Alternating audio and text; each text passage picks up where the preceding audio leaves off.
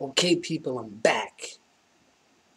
Tales from the Pen, part 22. For those who are new to the channel, please go down, hit subscribe. At the end of the video, hit a like, dislike, leave a comment. For those who are new to the channel, my name is Fred. I'm from Queens, and I talk about my experiences in the penitentiary. I talk about my experiences from Rikers Island all the way up to 9 different state penitentiaries. That's what I talk about. And I don't do it in any glorification kind of way. I do it to deter people. I do it to deter the youth, and I do it to deter people in general just from going to jail. That's what I do. I tell stories of my experiences, things I've been through, things I've seen, as a measure to deter people. That's what I do. That's it. That's what I'm here for. So a lot of people have been asking me about certain etiquette in jail. Like when you have a cellmate, when you have a bunkie, some of the rules. And in this video, I'm going to explain those rules. Number one, most of the time, you and your bunkie end up being close. You know, you guys bond. You guys are in the cell together. You guys, eat together. You guys talk about family things. You guys talk about issues. That's usually the way it goes. There are some times, though, when you don't get along with your bunkie, or things happen where you got to get rid of your bunkie. Like I've only had one bad bunkie. Where he just there's certain rules that he didn't really understand, and I had to show him. And I also had a bunkie that he had to leave. He couldn't live with me because the dude, I'll never forget his name. His name was Joe, and all Joe used to talk about was, I'm gonna get a pen pal, and I'm gonna get a girl. She's gonna write me, and I'm gonna have her come visit me, and I'm gonna teach her how to grow weed. And we're gonna make money, and she's gonna bring me weed. It's gonna be great. And this is the stuff he used to say as he paced, and he used to pace back and forth sometimes. And this is the stuff this guy used to say. He had everything mapped out, even though he didn't have a girl. None were writing him. None were, I never saw interest in, there was nothing coming through the mail slots for him. But this is the stuff he used to talk about. I used to think it was kind of weird, because sometimes you get those kind of weird people. There's weird people in prison. That's a fact. But he had to go because, he told me he was in jail for one thing. And when I found out that he was actually in jail for rape and murder, he was from upstate. Never forget his name, Joe. He had to leave. When I found out, I went back to my cell. And I gently told him that he had to leave my cell. That he couldn't be here no more. He couldn't be around me with a rape charge. That's not going to happen. So, he left that night. Not the next morning. Not the next afternoon. That same day I found out. That night, he left. How he left? He just left. You know what I mean? He understood what was going on. Administration asked me, what did I do to him? Or, he held it down. He didn't tell him. He didn't say anything. But he just had to leave. He was in prison for rape and murder of an upstate woman. So the minute I found that out, he's got to go. That's a part of the etiquette. You can't live with child molesters. You can't live with rapos. You can't do that.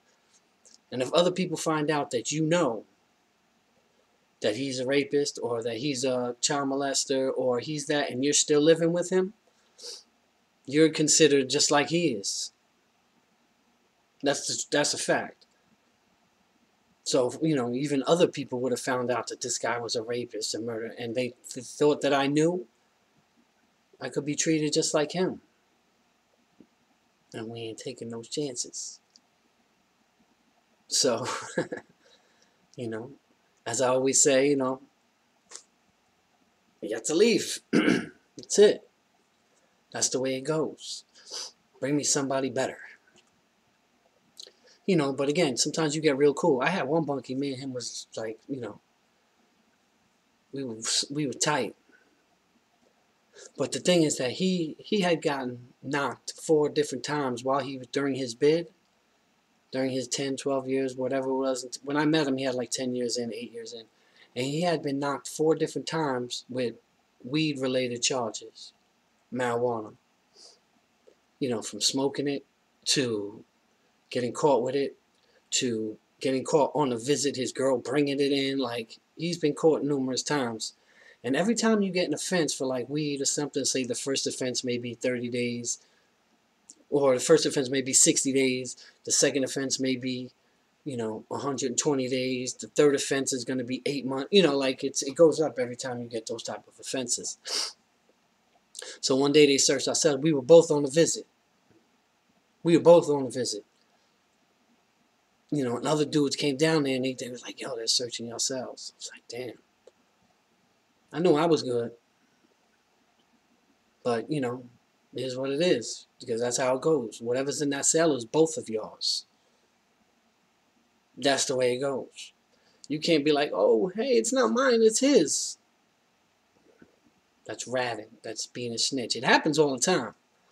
I'm just giving you the etiquette. It happens. If you choose to do that, that's on you. So we came back to ourselves. Boom. They caught a little bit of weed. And they caught some hooch. Some jailhouse wine. That, you know, he was making with, you know, fruits and stuff like that. I had nothing to do with none of that. I mean, it wasn't with all of that. That wasn't my thing. But that's my bunkie. That's my boy.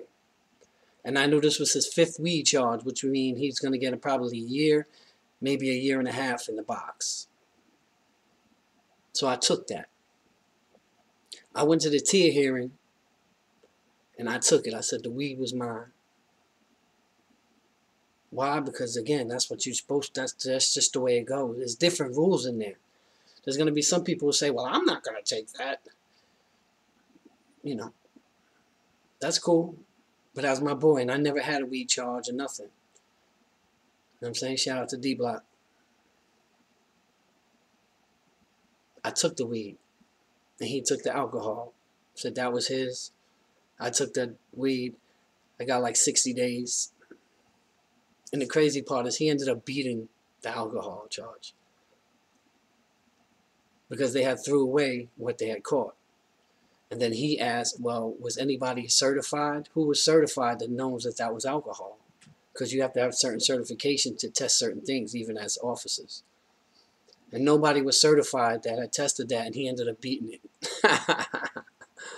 That's my boy. I took the 60 days for him. Why? Because, again, like I just said, that's the proper etiquette of being a bunkie.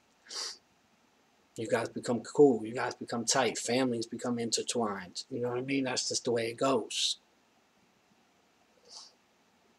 But a lot of the actual etiquette of being in a cell is different. Like, for instance, your bunkies, you guys are cellmates, you guys got to keep the cell clean. You know, by any means necessary. You guys make sure it's clean. You do this, I do this, you know. And that's just the way it goes. You can't be dirty. You can't have a dirty-ass bunkie. Don't work like that. When you have to use the bathroom, we used to take our bed sheets and tie them to the bed and the other side to the other side of the wall. Tie it up just so you can have that little space. And as you're using the bathroom, as you're defecating, you keep flushing the toilet. You keep flushing the toilet so it doesn't smell. You just keep flushing it. Right? Because there was a saying in there, put some water on that. That means you know, you're not putting water on what you're doing and it stinks. Put some water on that. True story. So you flush it a few times. And then back then, used to be able to smoke in your cells. So what we used to do is take matches and light a match real quick, blow it out, and shake it. And that smoke, believe it or not, that the match overwhelms everything, the other smell. You know, in certain max penitentiaries, you might light up an incense. Well, people say, how do you get incense in there? You make them. They used to sell what these little things called Muslim oils. They used to sell them, like the Muslim community used to sell them. Everyone had like their own organizations. The Latins had their organization. The Muslims had their organizations.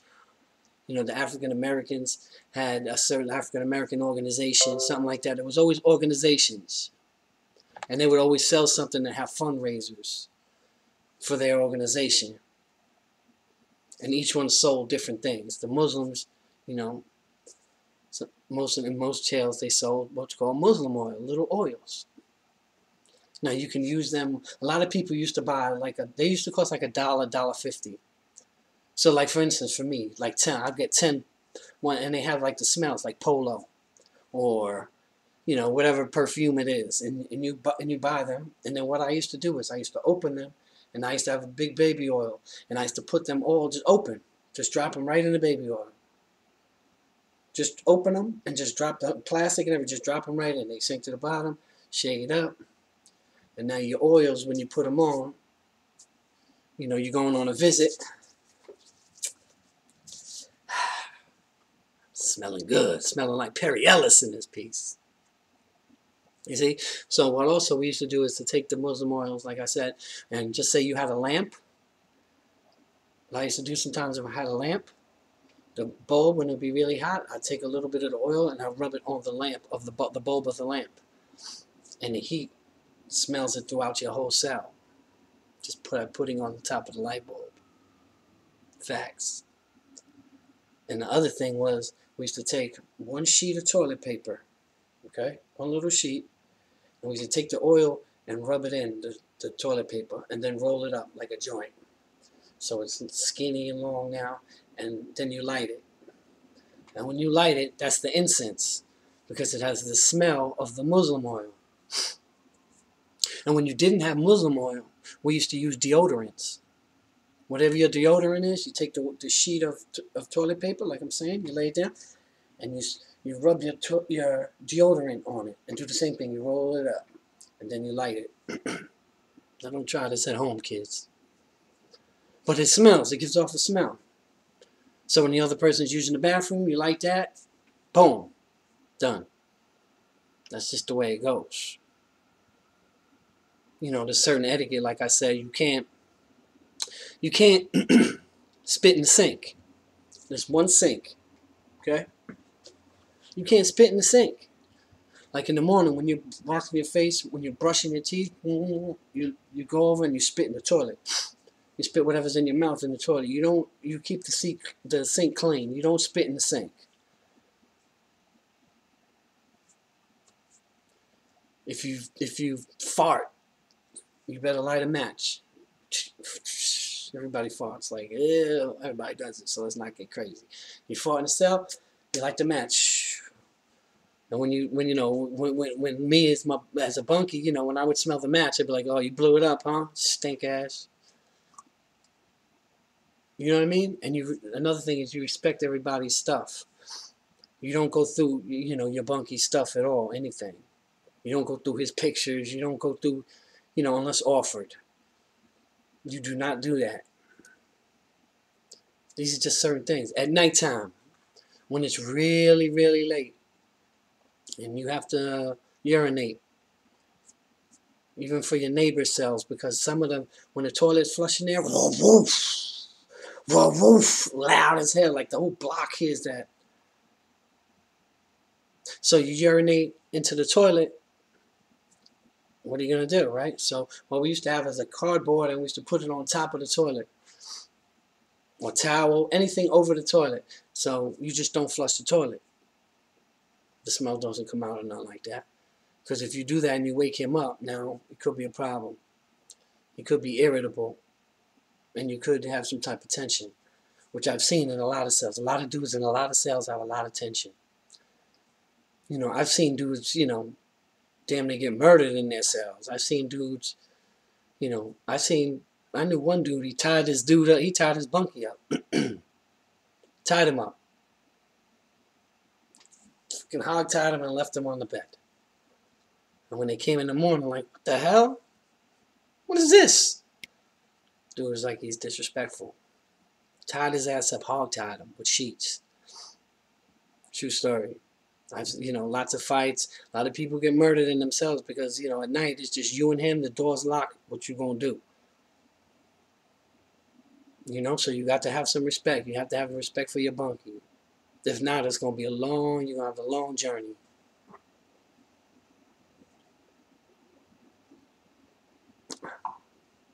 You know, you gotta respect their privacy. You gotta respect their moods. They get a letter from home, and their girl tell them, hey, you know, I'm not gonna come visit you anymore. I'm done with your ass. Give them some space. Leave them alone. It's hard to give people space, but you just, you know, go on your bunk, you read, you let him do him. That's the way it goes.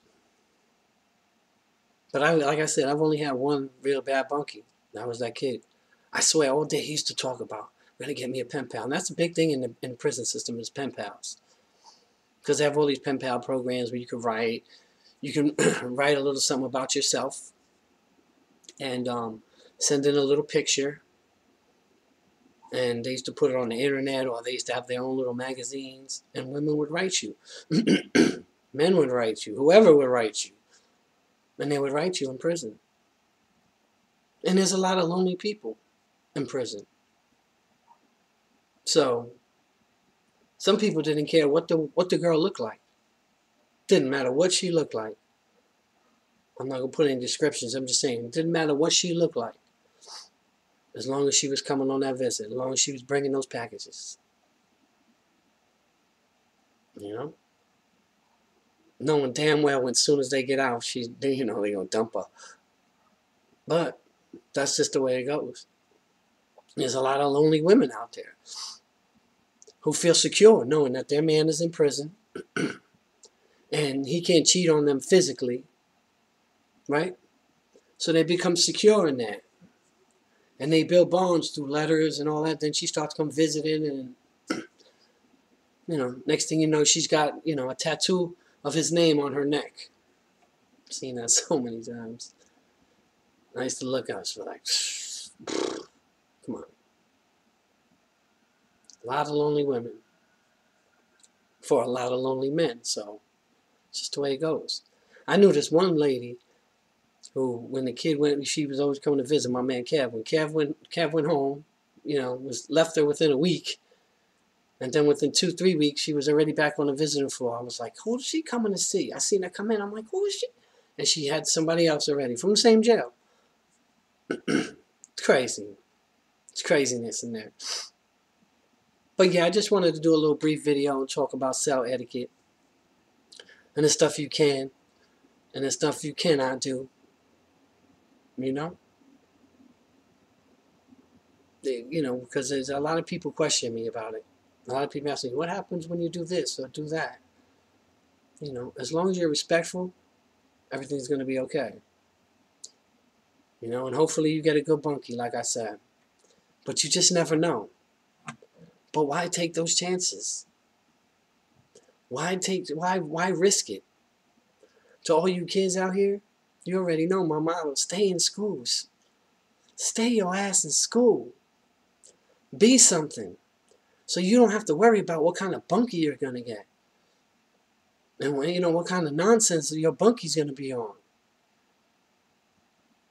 Stay in school and you don't have to worry about these type of things. Stay out the streets. You don't have to worry about these type of things.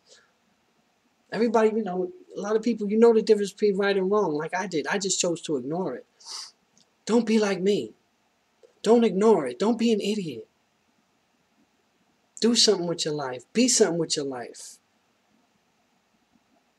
And on that note, people, you know my motto.